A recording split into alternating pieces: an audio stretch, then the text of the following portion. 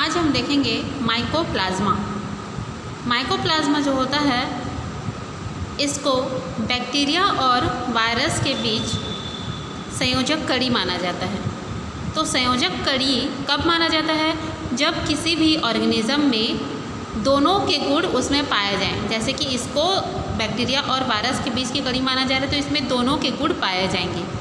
इसीलिए माइकोप्लाज्मा को क्या है, दोनों के बीच या फिर किसी भी जीव को अगर दो जीवों के गुण में पाए जा रहे हैं तभी जाकर उसको क्या है, उनके बीच की संयोजक कड़ी माना जाता है। ठीक है, तो माइकोप्लाज्मा भी क्या है, बहुत ही सूक्ष्म माइक्रो या फिर सूक्ष्म जीव होता है, माइक्रो ऑर्गेनिज्म होता है। ठीक है, ये क्या होते हैं, प्रोकैरियोटिक जीव होते हैं। ठीक है, प्रोकैरियोटिक जीव होते हैं। इसकी जो खोज है सबसे पहले 1898 में नोकॉड और रॉक्स के द्वारा की गई थी। ठीक है, तो इन्होंने क्या देखा कि जो जानवर होते हैं उनके प्लूरल जो द्रव है, ठीक है, जानवर के प्लूरल द्रव में उन्होंने क्या देखा, कुछ स्टडी किया जो कि किसे प्लूरोन्यूमोनिया जो डिसीज़ है उससे ग्रसित थे ये।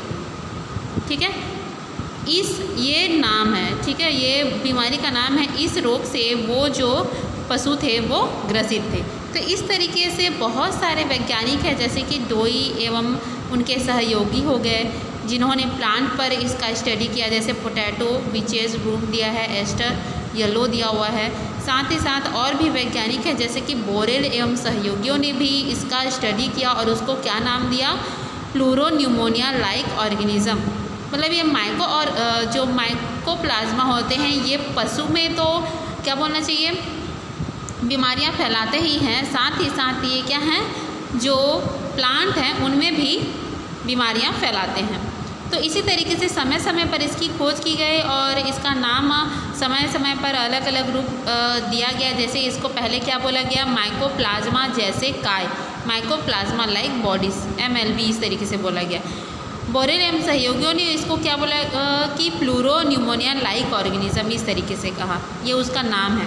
ठीक है, फिर सबसे बाद में क्या है, बाद में उन्होंने इसे माइकोप्लाज्मा नाम दिया और इनको क्या है, बैक्टीरिया और वायरस के बीच संयोजक कड़ी माना। इस तरीके से बुक में इसलिए बता रही हूँ ताकि आपको क्या लिखना है ये समझ में आए और साथ ही साथ क्या बोलना चाहिए, कॉपी भी बनाते जाओ। ठीक है, तो यहाँ पर आपको हिस्ट्री में उतना ज़्यादा कुछ लिखना नहीं है, यहीं से पढ़ सकते हो आप लोग डायरेक्ट। आप लोग सबसे पहले इसकी खोज किसने की यही आप लोग लिख देना बुक में, ठीक है, मतलब अपने कॉपी में। अब अगला देख लेते हैं हम लोग इनके लक्षण। तो लक्षण में जो माइकोप्लाज्मा होते हैं ये जाहिर सी बात है कि मोनेरा जगत के अंतर्गत आ रहे हैं, तो ये क्या होंगे, बहुत ही सूक्ष्म होंगे। ठीक है, साथ ही साथ ये क्या है, एक कोशिकीय जीव होते हैं, प्रोकैरियोटिक हैं, अचल होते हैं, यानी कि इसमें चलने के लिए अंग नहीं पाए जाते हैं, जिन्हें केवल क्या है, इलेक्ट्रॉन सूक्ष्मदर्शी की सहायता से ही देखा जा सकता है। जो इजी लगे उसको आप लोग देखिए। ठीक है, इनमें देखिए ये क्या होते हैं, परजीवी होते हैं या फिर मृतोपजीवी होते हैं। इनमें कोशिका भित्ति का अभाव होता है, ये इम्पोर्टेंट है। ठीक है, जो माइकोप्लाज्मा होता है ये कोशिका भित्ति रहित होता है, इसलिए इनका कोई निश्चित आकार नहीं होता है। जैसे कि अमीबा है, अमीबा का भी सेल वॉल नहीं होता है, जिसकी वजह से वो अनिश्चित आकृति का होता है। ये क्या होते हैं, पॉलीमॉर्फिक होते हैं।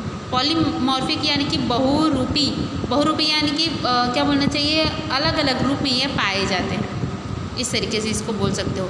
इन्हें संवर्धन माध्यम में विकसित किया जा सकता है, यानी कि आर्टिफिशियल रूप से वैज्ञानिकों के द्वारा क्या है, इनको लैब में ही संवर्धित किया जा सकता है अगर इनका अध्ययन किया जाए। ठीक है, उस कंडीशन में ये इतने सूक्ष्म होते हैं कि क्या है, बैक्टीरियल जो फिल्टर होते हैं उनको भी पार कर जाते हैं। जैसे कि लैब में कुछ इनके प्रयोग हो रहे हैं और बैक्टीरिया को प्राप्त करने के लिए क्या है, बैक्टीरियल फिल्टर का यूज़ किया जाता है। ठीक है, तो उस कंडीशन में ये जो बैक्टीरिया फिल्टर होते हैं उनको भी ये क्रॉस कर जाते हैं। क्यों? क्योंकि ये बहुत ही सूक्ष्म होते हैं। ठीक, माइकोप्लाज्मा जो होते हैं गैलीसेप्टिकम अभी तक ज्ञात सबसे सूक्ष्मतम जीव है, इसको याद रखिएगा आप लोग इसका नाम। ठीक है, माइकोप्लाज्मा गैलीसेप्टिकम। इसकी कोशिका एक द्विस्तरीय झिल्ली द्वारा घिरी रहती है, मतलब इसकी जो कोशिका झिल्ली होती है, डायग्राम में हम लोग देखेंगे किस तरीके से होती है ये। चलिए इसको भी देखिए, डायग्राम के साथ भी आप लोग देख सकते हैं कि ये द्विस्तरीय झिल्ली से घिरा हुआ है। ठीक है, इसका हम लोग संरचना भी देखेंगे, लेकिन अभी इनके लक्षणों के बारे में देख लेते हैं। तो अगला जो लक्षण है इसमें क्या है, डीएनए एवं आरएनए दोनों पाए जाते हैं। इसमें डीएनए की जो मात्रा है वो कितनी है, 4% है, और आरएनए की मात्रा 8% तक होती है। ठीक है, उसी तरीके से ये किस टाइप के बैक्टीरिया हैं, ग्राम नेगेटिव बैक्टीरिया है, यानी कि ग्राम पॉजिटिव और नेगेटिव बैक्टीरिया हम लोग देखे थे कि किस आधार पर उनको नेगेटिव और पॉजिटिव बोला जा रहा था। ये नेगेटिव बैक्टीरिया होते हैं, कहने का मतलब ये जो स्टेनिंग है उसको ग्रहण नहीं करते हैं, अभिरंजन को ग्रहण नहीं करते हैं, इसलिए इनको क्या बोला जाता है, नेगेटिव बैक्टीरिया।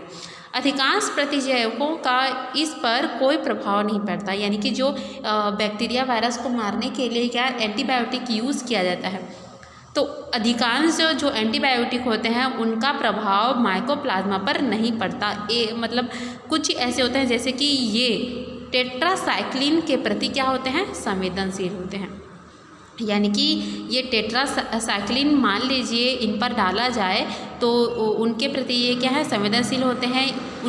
मतलब अगर टेट्रासाइक्लिन डाला जाता है तो उन पर ये प्रभाव डालेगा। ठीक है, उनको प्रभावित करेगा ये। ठीक है, उसी तरीके से चलिए अब कुछ माइकोप्लाज्मा की यहाँ पर कुछ डायग्राम दिए गए हैं, इनका डिटेल डायग्राम यहाँ पर ये दिया हुआ है। चलिए देखते हैं। माइकोप्लाज्मा जो होता है ये फिर से जो नोकॉर्ड और रॉक्स के द्वारा स्टडी किया गया था, उन्हीं के द्वारा ये संरचना दिखाई गई थी। अब देख लेते हैं कि ये क्या है, नॉन मोटाइल होते हैं, अचल होते हैं। जाहिर सी बात है, इनके डायग्राम में आप लोग देख सकते हैं कि इनमें किसी भी प्रकार का सीलिया या फिर फ्लैजिला नहीं पाया जा रहा है। ठीक है, जिसकी वजह से ये एक जगह से दूसरी जगह नहीं जा सकते हैं। अनिश्चित आकार के होते हैं, क्यों, क्योंकि इनमें कोशिका भित्ति नहीं पाई जाती है। इनके चारों ओर किसी प्रकार की कोशिका भित्ति देखिए नहीं पाया जा रहा है। ये द्विस्तरीय झिल्ली के द्वारा घिर रहता है, देख सकते हैं आप लोग। द्विस्तरीय झिल्ली जो कि किससे बनी होती है, लाइपोप्रोटीन मेम्ब्रेन। जो प्लाज्मा झिल्ली होती है वो क्या होती है, लिपिड और प्रोटीन के मेम्ब्रेन से, जिसको क्या बोलता है, लाइपोप्रोटीन बोला जाता है, उससे ये मिलकर बनी होती है प्लाज्मा मेम्ब्रेन, या फिर ये जो बाइलेयर्ड यूनिट मेम्ब्रेन जिसको बोला जा रहा है। ठीक है, इनकी जो परिधि होती है, यानी कि इसकी ये मोटाई जो होती है ये 80 से 800 म्यू तक होती है। इसकी झिल्ली की मोटाई कितना दिया हुआ है, 8 म्यू होती है, तथा यह लाइपोप्रोटीन की बनी होती है। कोशिका भित्ति की अनुपस्थिति के कारण इनका क्या रहता है, आकार अनिश्चित रहता है। कोशिका झिल्ली के अंदर निम्नलिखित संरचनाएं पाई जाती हैं, जैसे कि क्या क्या दिया है यहाँ पर देख सकते हो आप लोग। सॉल्युबल प्रोटीन है यहाँ पर, ठीक है, सॉल्युबल प्रोटीन है, सॉल्युबल आरएनए है, राइबोसोम है, डीएनए है। ठीक है, इस तरीके से ये सभी क्या है, पाए जाते हैं। और साथ ही साथ आप लोग देखेंगे कुछ वसीय पदार्थ, जैसे क्या दिया है, कोलेस्ट्रॉल, और क्या दिया है, कोलेस्टोएस्टर। ये दोनों चीज़ें हैं इन जो कि इनके पोषण और वृद्धि के लिए बहुत ही आवश्यक होते हैं। क्या, कोलेस्ट्रॉल और कोलेस्टोएस्टर। इस तरीके से ये है। साथ ही साथ चलिए हम लोग इसका क्या है, माइकोप्लाज्मा का जीवन चक्र देख लेते हैं। माइकोप्लाज्मा में प्रजनन की विधि आज तक ठीक से ज्ञात नहीं की, मतलब इसमें प्रजनन किस तरीके से होता है इसकी स्टडी जो है आज तक ये अच्छे से नहीं हो पाई है। यह अपने जीवन का प्रारंभ एक छोटी एलिमेंट्री बॉडी के रूप में करता है। यह बॉडी भोज्य पदार्थों का अवशोषण करके क्या करता है, ये माध्यमिक कोशिका का निर्माण करता है तथा अंत में वृद्धि करके एक प्रौढ़ कोशिका में परिवर्तित हो जाता है। यानी कि इसका जो जीवन चक्र है उतना इम्पॉर्टेंट नहीं है। आप लोग जो माइकोप्लाज्मा है इसका क्या है, थोड़ा सा हिस्ट्री याद रखिए और साथ ही साथ इसके संरचना और लक्षण। ठीक है, आइए थोड़ा सा अब देख लेते हैं कि माइकोप्लाज्मा के आर्थिक महत्व क्या क्या है। माइकोप्लाज्मा का यहाँ पर हम लोग आर्थिक महत्व देखेंगे। आर्थिक महत्व की बात की जाए तो क्या होते हैं, उसमें लाभ और हानि दोनों होते हैं। यानी कि देखिए बैक्टीरिया है तो बैक्टीरिया, कुछ बैक्टीरिया क्या हानिकारक होते हैं और कुछ बैक्टीरिया क्या रहते हैं, लाभदायक होते हैं। तो उस टाइम जो है उनका दोनों स्टडी किया जाता है, लाभ भी और हानि भी। लेकिन यहाँ पर आप लोग माइकोप्लाज्मा को देखेंगे तो ये मनुष्य के लिए क्या रहते हैं, हर प्रकार से हानिकारक होते हैं। इसके द्वारा जो होता है पौधों, जंतु और मनुष्यों में विभिन्न प्रकार के रोग उत्पन्न होते हैं। यानी कि ये कुल मिलाकर क्या करता है, सिर्फ रोग ही फैलाता है, इसका किसी प्रकार का लाभ नहीं है। उसी तरीके से आप लोग देखेंगे तो पादप रोग यहाँ पर दिया हुआ है, जैसे कि बैगन का लघु पर्ण है, पपीते का गुच्छित चूड़ रोग है, साइट्रस ग्रीनिंग है, सैडल स्पाइक है, एस्टर येलो रोग है। ये सभी क्या है, प्लांट में होने वाले रोग हैं और साथ ही साथ उनके लक्षणों को यहाँ पर दिए हुए हैं।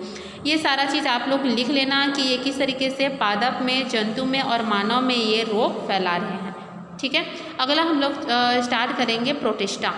यहाँ माइकोप्लाज्मा तक आप लोग कॉपी में लिख लीजिए। साथ ही साथ इसके बाद क्या है, बैक्टीरिया और माइकोप्लाज्मा में अंतर भी दिया हुआ है, अंतर को भी आप लोग लिख लेंगे।